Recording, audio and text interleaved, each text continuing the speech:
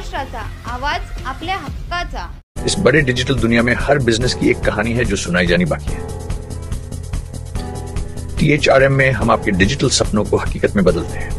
Social media से लेकर websites तक, SEO से लेकर गूगल माई बिजनेस तक हम आपकी ऑनलाइन प्रेजेंस मैनेज करते हैं, वो भी ऐसे प्राइसेस में जो आपकी जेब पर भारी ना पड़े। उल्लासनगर से लेकर फोर्ट मुंबई तक हम आपके डिजिटल सफर में आपका साथ देंगे। हमारे साथ जुड़िए और अपने बिजनेस को डिजिटल युग में फलते फूलते देखिए। THRM डिजिटल मार्केटिंग एजन्सी, जहां से आपका डिजिटल सफर शुरू होता है।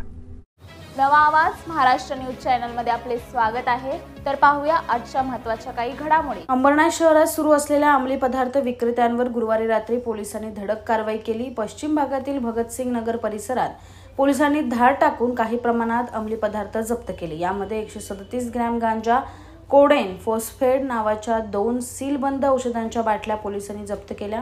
मात्र या अंमली पदार्थ विक्रेत्यावर कारवाई करण्याची तक्रार करणाऱ्या प्रवीण गोसावी यांनी पोलिसांच्या या कारवाईवरच शंका उपस्थित केली। तक्रारदार गोसावी यांनी अंमली पदार्थ विक्रेत्यांवर कारवाई करण्याची लेखी तक्रार पोलीस उपायुक्तांना देताच तत्परतेने गुरुवारी रात्री धाडसत्र राबवून भगतसिंग नगर परिसरात कारवाई करण्यात आली। मात्र या कारवाईत पोलिसांनी जप्त केलेल्या मुद्देमालाच्या प्रमाणावर गोसावी यांनी शंका उपस्थित केली आहे। तर स्थानिक पोलिसांना या सर्व अवैध धंद्याची माहिती असल्याचा देखील गंभीर आरोप केला आहे। तर यापुढे पोलिसांनी सतत अंमली पदार्थ विक्रेत्यांवर कठोर कारवाई केली नाही तर आम्ही स्वतः नागरिक म्हणून विक्रेत्यांना चोप देऊ, असा इशारा गोसावी यांनी दिलाय।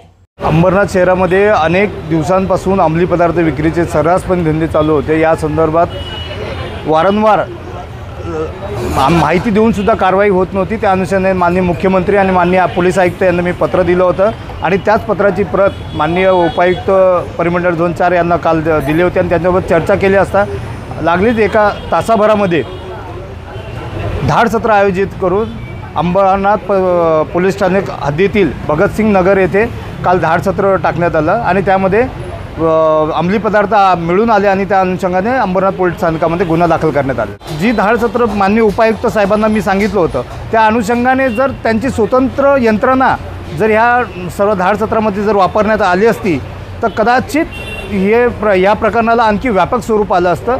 जे पोलीस कर्मचारी तिथले ह्या सर्व भागामध्ये फिरत असतात, दैनंदिन फिरत असतात, कदाचित तिथल्या फुटेज आपण तपासावेत, दैनंदिन फिरत असतात, तर ही कशासाठी येतात आणि येत असतील तर त्यांना याची माहिती नव्हती का? तर याच्यामध्येच मला असं दाट शक्यता आहे की पूर्वकल्पना याच्यामध्ये ह्या सर्व अंमली पदार्थ विक्री करणाऱ्या लोकांना दिली असावी आणि त्या अनुषंगाने मुद्देमाल हस्तगत करण्यामध्ये यांना जास्त यश आलं नसावं।